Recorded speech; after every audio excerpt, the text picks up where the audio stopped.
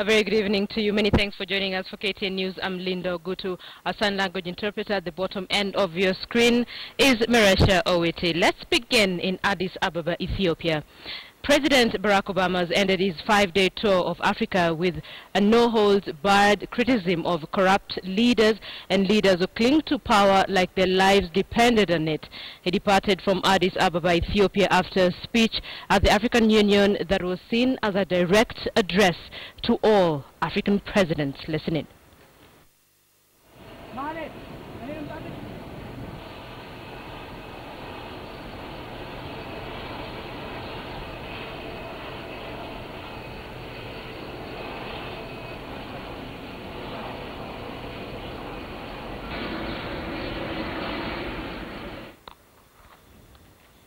So, Rita Tinina is working on details of that story. What exactly did he say that applies to African leaders? We'll have that story for you in just a few minutes. Let's bring you back home. Families of 5 Kenyans who are being detained in South Sudan are appealing to the Kenyan government to help them bring their kin home. The families say the 5 had been working in South Sudan for almost 2 years before they were arrested by South Sudan authorities. Fatma Pole has the details of this story. In pursuit of greener pastures, the 5 Kenyans, Anthony Mwadime, Raksi Ramesh, Peter Morioki, Anthony K and Boniface Chuma, had traveled all the way to South Sudan. Their families say that all had been well until 2 months ago when they were arrested by South Sudan authorities. When their boss was arrested, they were also arrested with the boss. 27-year-old Peter Morioki had been in South Sudan for 3 years. In fact, he had left his previous job, also in South Sudan, to join Click Technologies because it was better paying. Don't know the reason why they are being held there. So we are asking the government, can you please do something for your people? My brother has never been involved in any criminal record. When I called my husband, the call was not going through. Then a friend called me and told me that they are being held in South Sudan. Ruth, a sister to Boniface Morioki, says all she wants is to know if her brother is okay. She says she lost contact with him 59 days ago, and it is only through information from some of his friends in South Sudan that she learned he is being detained in an undisclosed location in Juba. This is too much pain when you don't know how your brother is doing, where he is, without talking to him. Please, I'm appealing to the minister responsible to please do something. Our president, please help us. Tukaenda kwa foreign affairs, there's no one else because tukienda huko anatuambia kugoja. Tuendelee na kugonja. Tukienda kwa embassy, they are still telling us to wait. So we don't have anybody to answer to our problem. They're now asking the government to step in and see to it that their sons, brothers, husbands and friends are back home and reunited with their families. This is only the most recent case of Kenyans who have relocated to foreign lands to seek employment only to have their hopes and dreams crushed. Fatma Pole, KTN News. Talking of families in Agni, hundreds of street families were pushed out of Nairobi city center by county staff and national youth service officers ahead of U.S. President Barack Obama's visit. Now, those rounded up were taken to Joseph Kang'ethe Primary School, but now questions are being raised as to who authorized the NYS to evict street families from the CBD and who gave them the power to arrest those who defied the order to leave. Friday, 17th July, county staff and national youth service officers rounded up the street families in a cleanup of the Central Business District ahead of the Global Entrepreneurship Summit.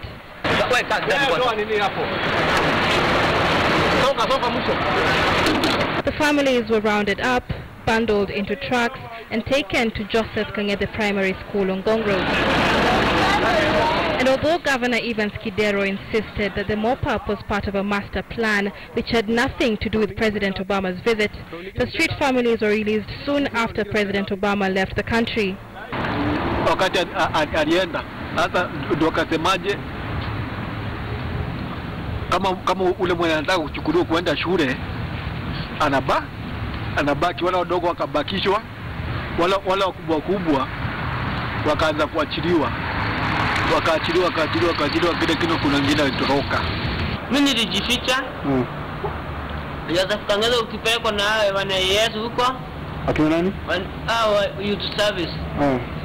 Wanakupeleka huko wanakutesa, unaenda kama chura na unapigwa na miti ya jembe. Sunday 19th July and another street sweep was done, but this time the NYS recruits were not accompanied by county askaris or the police. Queries have now emerged as to who authorized the involvement of NYS recruits in clearing the city of street families and where they got the power to arrest. This after complaints from the public with allegations that the recruits arrested innocent people and extorted money from them. KTN cameraman Stanley Mbichu was not spared either. Where are you? When in nani? Wanapiga nani picha? Napiga nini picha? Kwa nini? Because of my journalist. Why? Sasa, wewe kuja.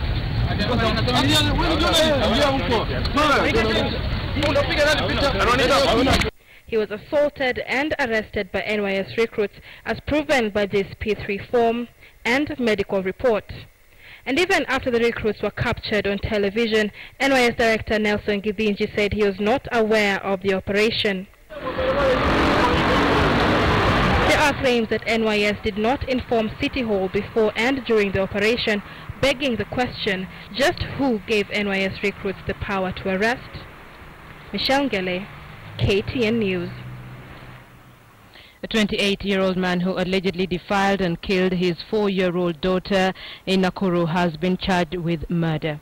The suspect is accused of killing his daughter on Sunday in Nakuru's Ronda estate before dumping her body behind the house. Patrick Gadure appeared before Justice Maureen Odero, facing charges of murder. He is alleged to have murdered his 4-year-old daughter. Maelezo la shtaka la mauaji kinyume cha sheria kifungu 203 kisoma kifungu 204 sheria za jinai. Mada yake ikiwa ni kwamba siku ya tarehe 26 mwezi huu wa 7 mwaka huu katika mtaa wa Ronda kwenye kaunti ya Nakuru kinyume cha sheria na leo ulimuua Patrick.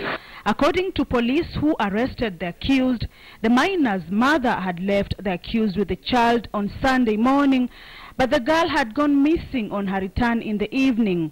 The child's body was later found behind the house at about 10 p.m. the same night, with fresh bruises and blood on the victim's private parts. It is said a medical examination on the suspect turned positive.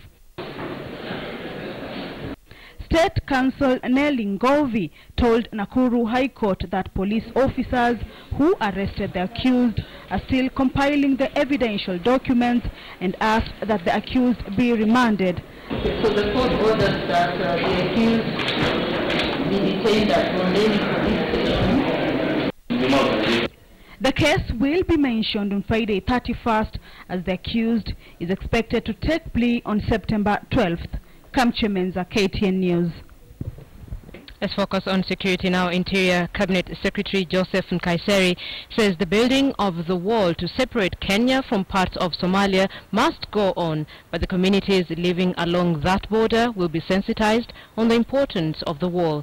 Speaking to a joint parliamentary security committee, Nkaiseri also said that the wall will not completely cut off Kenya from Somalia.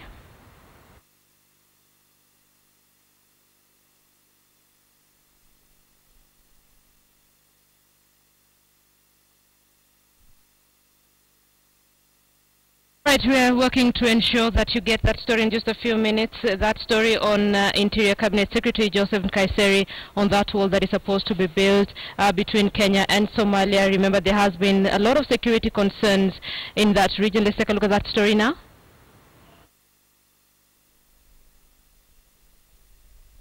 I'm very proud of them that they were able at least to ensure that our guests were secured and the citizen as well. If any of you have heard me talking over the media, I said we are not securing Obama. We are securing Kenyans. That was my message to Kenya, and we will continue to do that. We'll continue to keep the security at the optimum level so that in all regions, in all areas of our country, so that we can live in peace. Why don't you keep that security the way it is? Continue for another 2 years, and life will be good in Kenya, because that's what they did. You know, when America was hit by terrorists during 9/11, they said we did that consistently for 2 years, and there was no security. I mean, there was no terrorists. The Gender and Equality Commission is urging the National Assembly Majority Leader Edin Duale to fast-track the bill to implement the 2/3 gender rule. The chairperson, Winnie Lichuma, wants the publication fast-tracked to ensure it is completed before the 27th of next month. Patrick Amimo has the details. At the National Gender and Equality Commission, members are upbeat that the National Assembly's leadership will rise to the occasion and ensure the 2/3 gender bill is enacted within the next 30 days to comply with the constitutional requirements. I do not know how far it is, so we are hoping that the office of the leader of majority would soon fast-track the publication of the bill that now moves us to the next level of trying to find a formula that would help us realize the 2/3 gender rule in the National Assembly and in the Senate. President Uhuru Kenyatta held a meeting with Kenya women parliamentarians and the Attorney General to fast-track drafting and publication of the gender rule bill. This followed concerns from women MPs and gender rights organizations that the August 27th deadline was fast approaching without a draft gender policy. Mid this month, the Attorney General proposed an amendment to the Constitution and a change of elections law to address the gender rule principle. The Election Laws Amendment Bill has provisions that will compel political parties to give women tickets for parliamentary and county assembly seats. The Gender Commission says the provisions are progressive and wants the National Assembly to endorse them.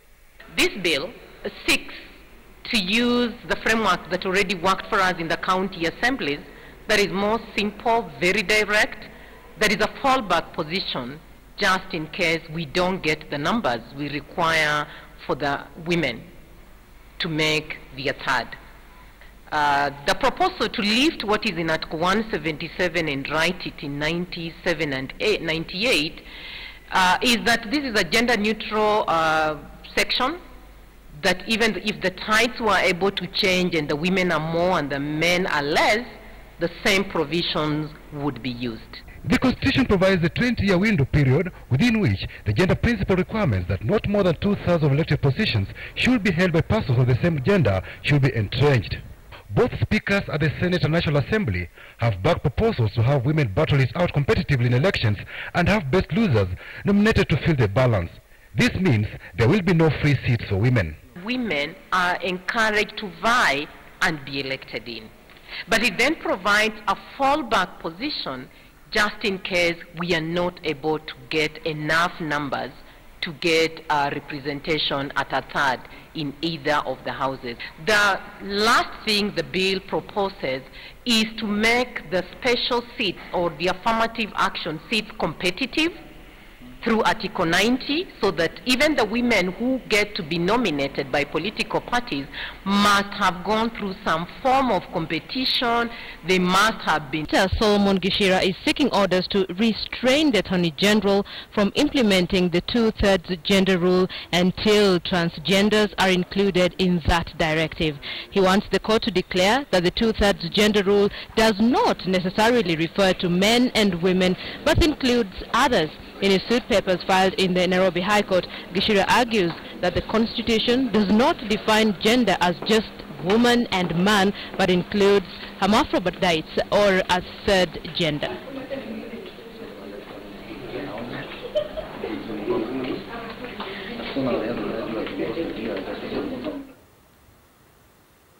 Let's now take you to that story in Addis Ababa that has every single person talking. U.S. President Barack Obama concluded his trip to Africa with a hard-hitting address at the African Union headquarters in Addis Ababa. Obama told African leaders to respect their country's constitution and step down when their terms end. Singling out Burundi, Obama said no one is above the law and no one should be president for life.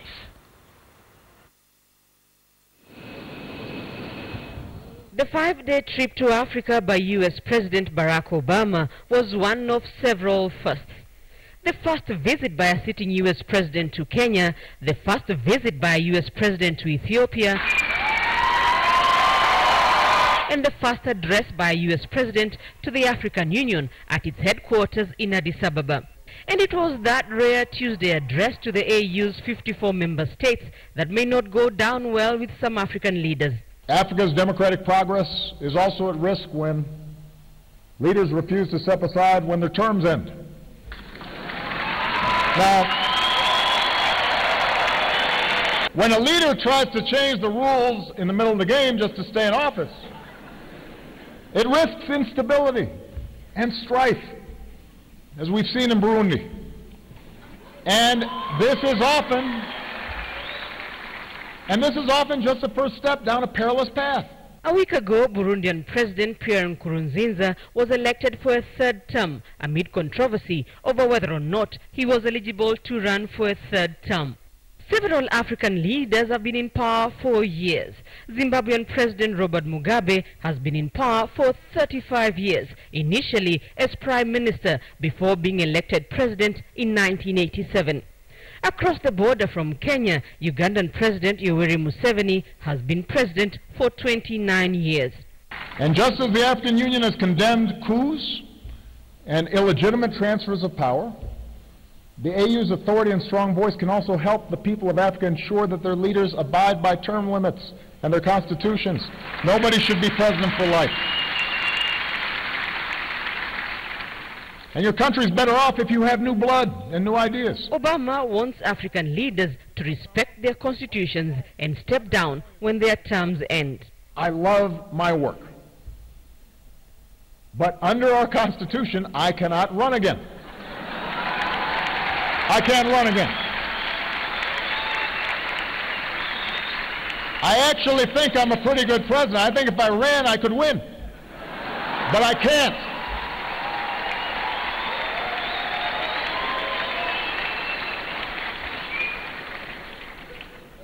So there's a lot that I'd like to do to keep America moving, but the law is the law. And no one person is above the law, not even the president. The issue of corruption was also on Obama's agenda at the AU, with a challenge to leaders on the continent. Nothing will unlock Africa's economic potential more than ending the cancer of corruption. And you are right that it is not just a problem of Africa, it is a problem of those who do business with Africa. It is not unique to Africa. Corruption exists all over the world, including in the United States. But here in Africa, corruption drains billions of dollars from economies that can't afford to lose billions of dollars. Terming Africa as the cradle of mankind and a continent on the move, the U.S. president challenged leaders to embrace democracy and respect human rights. And I have to proclaim, democracy is not just formal elections.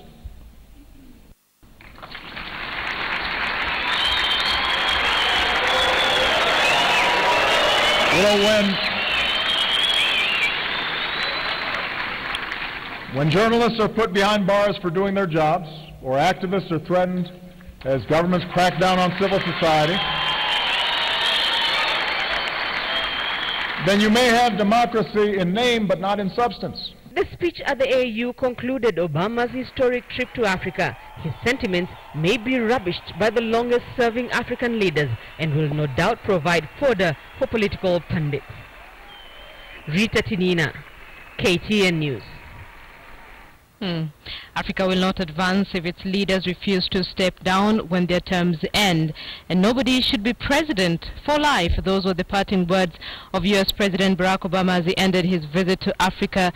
Obama was speaking at the African Union's headquarters in Ethiopia's capital, that is Addis Ababa, where he also called on the African Union to ensure that leaders step down when their term ends. That speech is coming up on KTN News immediately after this, and you can watch that on channel 274 on DSTV, on channel 94 on GoTV, and on channel 14 on Zuku. It's about 48 minutes, so if you want to listen in on what he had to say in Addis Ababa, you may want to stay with us.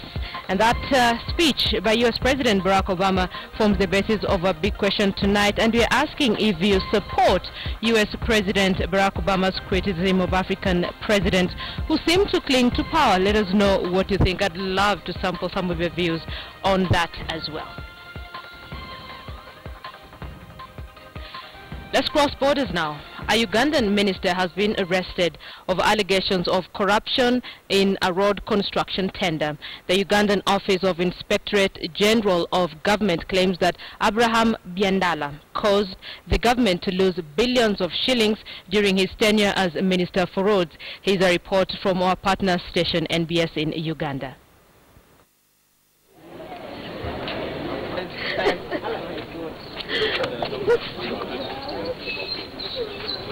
Tears and emotion filled the court premises at the Anti-Corruption and War Crimes Court in Kololo as Minister without Portfolio, Engineer Abraham Byandala, appeared before Grade 1 Magistrate Julius Bolole. Engineer Byandala, who avoided cameras, was charged with abuse of office, disobedience of lawful orders, and influence peddling while still a Minister of Works and Transport. Byandala, a former Minister for Works and Transport, is accused alongside former Acting Executive Director of the Uganda National Roads Authority, Engineer Bernardo Sebugachmeze, former UNRA officials Jose Mugoma and Mugote Isaac and Apollo Senketo, with the Director of the Shadow et al. Construction Company. The sixth person, Marvin Biaruha, a former legal counsel with UNRA, did not show up in court.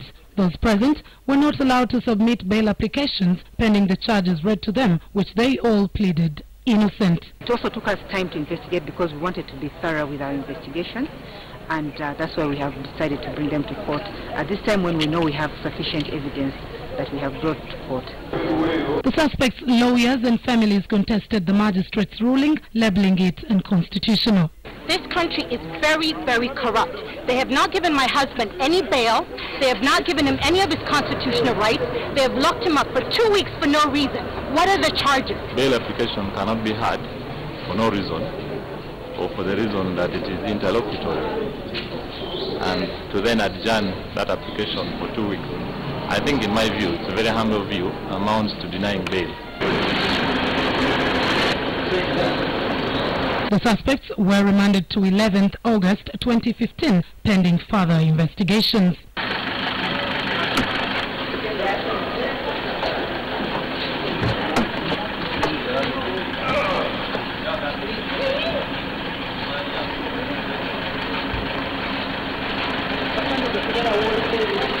They were later whisked away to Luzira prisons in a minibus.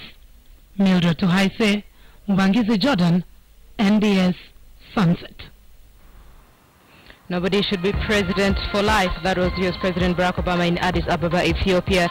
Tonight, on a big question, we're asking you if you support President Obama's criticism of African leaders. Paul Moy says, yes, those in power believe the best democracy to stay in power is assassinations of opponents, rigging, and use of violence. Frederico Kango says, I support Obama. African leaders must respect the law and serve to their term. Power is not for life. Well, those are some of your views on our big question on whether you support U.S. President Barack Obama on his criticism of African leaders. You're watching KTN News. Thank you for staying with us. We're taking a short break. I'll be back with more. Many thanks there, Philip. Of course, National Bank today being one of the biggest gainers in trading. Moving on, one of the things that the just concluded Global Entrepreneurship Summit will be remembered for is the $1 billion announced by U.S. President Barack Obama towards funding business startups. The fund is expected to assist thousands of small businesses get out of the idea, the stage into real investments, with half of the money going towards women and youth entrepreneurship. KTN's Charles Gitonga spoke to government officials and bankers to see how best entrepreneurs can position themselves to access financing. History has proved Kenya's ability to create businesses, with startups emerging across all sectors of the economy. It is estimated that Kenya is host to more than 7.5 million small and medium enterprises, whose contribution to the economy has grown from 13% in the 90s to 40% today. However, one of the common setbacks that almost every entrepreneur faces is access to financing. Despite the availability of interest-free government funds like Uwezo, Enterprise Kenya and the Youth Enterprise Fund, the government still hopes for a day where financial sector players will introduce a financing model that favors entrepreneurship.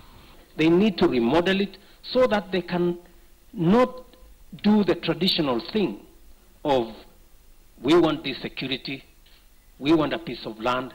They need to think of how to fund ideas.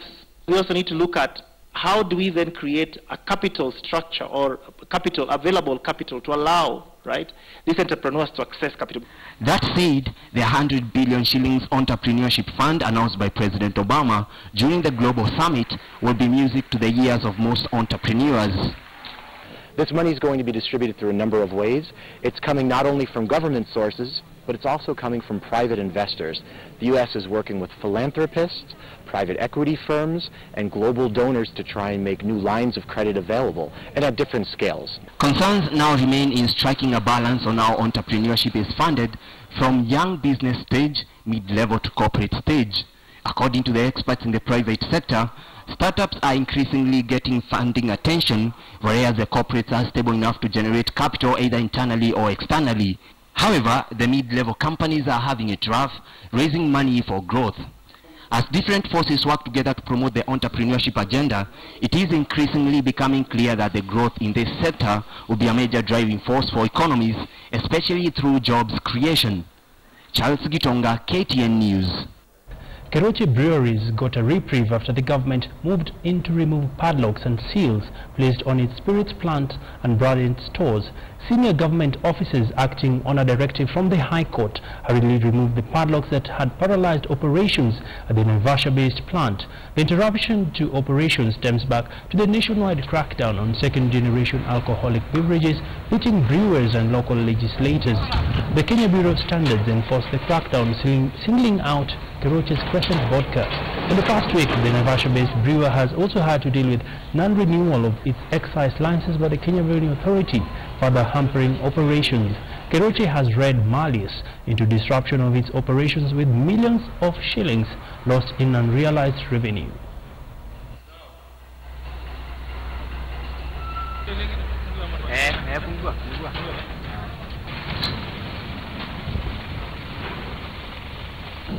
Definitely, we see as if it was a game to have our products out of the market for some time, and probably give the competitor a leeway. But we believe, if you truly believe in your product, you don't need to play dirty to keep your customer. Well, in case you're a shareholder at National Bank, well, you have a reason to smile. The bank has announced half-year pre-tax profits of 2.5 billion shillings as it makes gains from its cost-cutting program. KTN's Philip Kitani with more on that story. With these results, National Bank of Kenya insists that it's on the right track to claim its lost glory in the banking sector as its recovery model continues to lead the bank in a profitable path. Operating income grew 29% to 6.2 billion shillings. This is sustainable numbers in the sense that whereas we're growing the business significantly, as you see from the numbers there, we're reducing the costs. The bank interest income from loans grew 39% to 4.6 billion shillings. Total income jumped to 6.15 billion shillings during the period, while land interest income rose to 2.36 billion shillings from 1.58 billion shillings. However, the bank has given indication that it requires serious capital injection to carry the growth momentum into the second half. National Bank's plan for a rights issue has been on hold since 2013, with the bank looking to raise 5 billion shillings. The lender, however, remains optimistic that its cost-cutting program will yield the right results to keep the bank profitable in the short term. So I'm quite confident that our strategy is well on course to achieving the ambition that we've set ourselves of becoming a top-tier bank by 2017, and with the help of hopefully getting our capital injected ASAP. During the 6 months period, customer deposit increased to 97.2 billion shillings, while loans and advances to customers grew by 31% from 57.7 billion shillings last year to 71.4 billion shillings this year. Philip Keitan, KTN Business. Good evening and welcome to KTN Business. Let's take a look at some of the stories that have been making headlines across the country. My name is Abi Agina. For the first time in Kenya's history, the country's taxman has collected over $1 trillion shillings in revenues. The Kenya Revenue Authority has been on an aggressive campaign to improve collections, leveraging on innovation as well as intensifying audits, a fact that is bearing fruit. But as Adelaide Changole reports, the taxman still missed its revenue collection targets. Here's more on this bittersweet tale.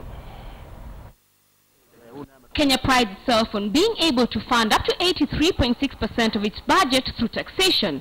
This has put the Kenya Revenue Authority under intense pressure as the country seeks more and more resources to finance projects.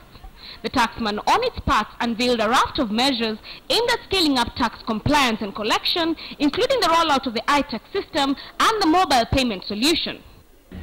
We feel that it is in our long-term best interest, and the long-term best interest of the country, for us to be more friendly and accessible to taxpayers.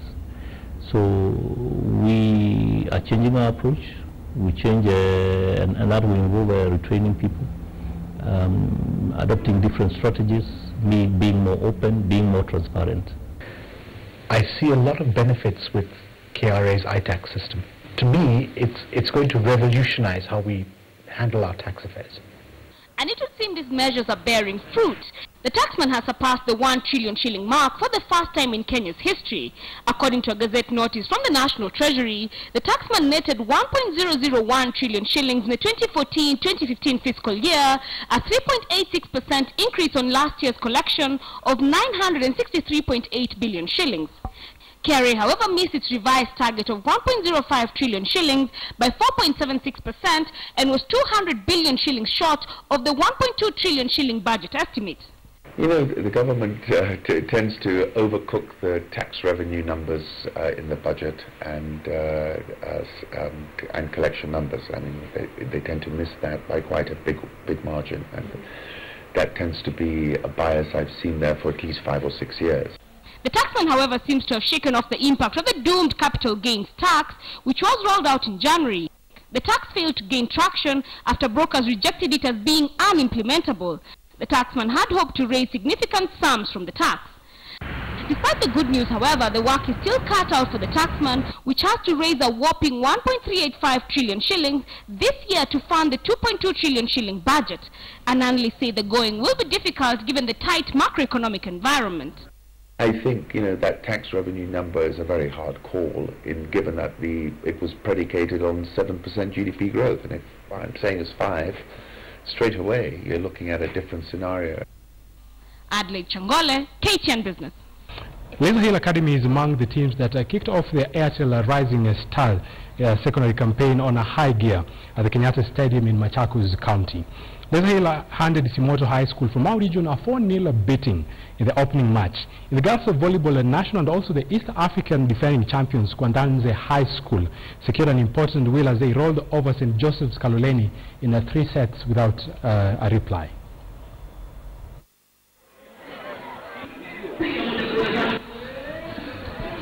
Kennedy Owino opened the score for Metropolitan in the 25th minute, and Simotwa had no urgency in reducing the arrears.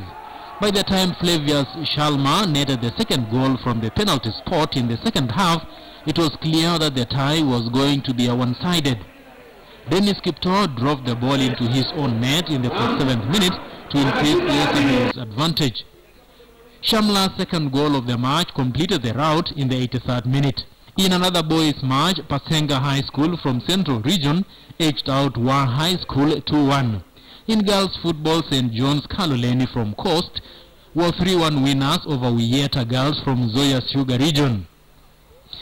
In girls' football, St. John's Kaloleni from Coast Region were 3-1 winners over Wieta Girls from Zoya Region. Mwanaheshima Adams made it 1-0 before Diana Akinyi doubled the lead in the 39th minute. Judith Musimbi scored a consolation goal for Yeta in the 37th minute before Diana Akinyi added the third goal for St. John's. In other girls' match, Olympic High School whitewashed Kiraga High 8-0 with Quinten Atieno scoring a hat-trick. And in girls volleyball, national and East Africa defending champions Kwanzanze High School whitewashed St. John's Kaluleni 3-0. Cheptil High School from Mau region outplayed Payhill Secondary School from Lake region 3-0. The games will continue up to Saturday, with most teams looking forward to book a place in the nationals so as to represent Kenya during the East Africa Schools Games to be played in Kigali, Rwanda next month. Joshua Kemboy, KTN News.